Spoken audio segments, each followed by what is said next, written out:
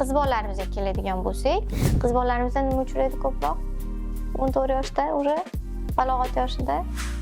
Bolalarda boshqa bolalar bilan gaplashib ketish. Boshqa bolalarda boshqa bolalar bilan gaplashish asosan maqsad nima bizda? O'sha qizlarda nima maqsad bo'ladi? O'sha yetishmayotgan mehr, yetishmayotgan e'tibor, yetishmayotgan maqtovlarni begona bola bunga gapiradi. Ya'ni kim nima deydi? Uni boricha qo'llab-quvvatlaydi, uni oxirigacha eshitadi, uni erkaligini ko'taradi, injiqliklarini ko'taradi, butun emotsiyalarini ko'taradi, uni qo'llab-quvvatlaydi. Qo'llab-quvvatlaganda xuddi butun dunyo uni eshitmaydi, chunki rostdan eshitmaydi. Butun dunyo uni eshitmaydi, bitta o'sha bola, u bizda bo'lishi mumkin, biroq 16 yosh, 15 yosh yoki o'zini tengquri, unga butun e'tibor markazida beradi. Ertalab gaplashadi, kechki payt gaplashadi, xullas u qiz xohlagan mahalda unga e'tiborini beradi. Shuning uchun sevishadi. Asosan bilsangiz, agar misol qiz bolalarni mana shu balog'at davrida sevishib qolgan insonlar bilan ajrashish juda ham qiyin. Chunki uni borligicha, uni bor his-tuyg'ularini, butun kamchiliklari bilan o'sha butun mehrini berib, uni qo'llab-quvvatlab birga yuksaltirgan insonni yonida turishadi. Chunki hammasiga sabab yana o'sha bu mehr yetishmasligi. Bizkilar aytishi mumkin, men bolamga hamma sharoit qilib berganman.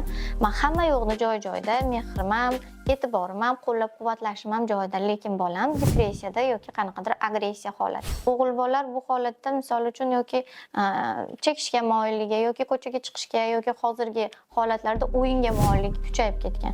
Chunki o'yinda mana PUBG yoki qanaqadir yana o'ldirish sistemasidagi o'yinlarda butun agressiyalarini o'shanga berishadi.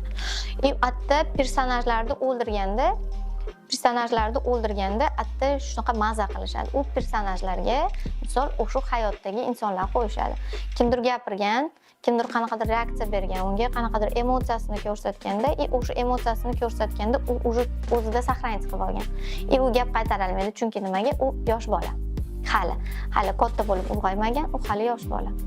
O'sha personajlarda butun emotsiyalarini u bilan o'ldirgani chiqaradi.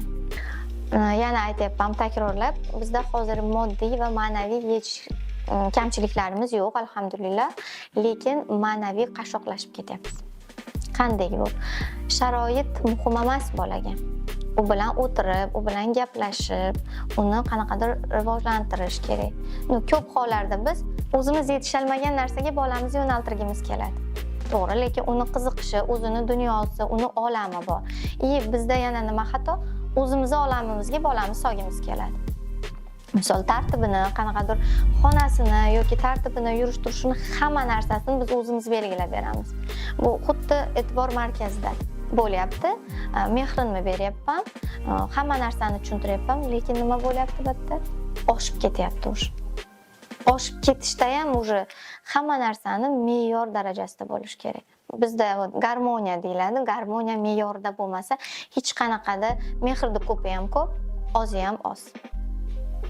O'shuning uchun hamma narsaga har bitta gaplarimiz, har bitta so'z, har bitta harakatlarimizni farzandlarimiz eslab qoladi.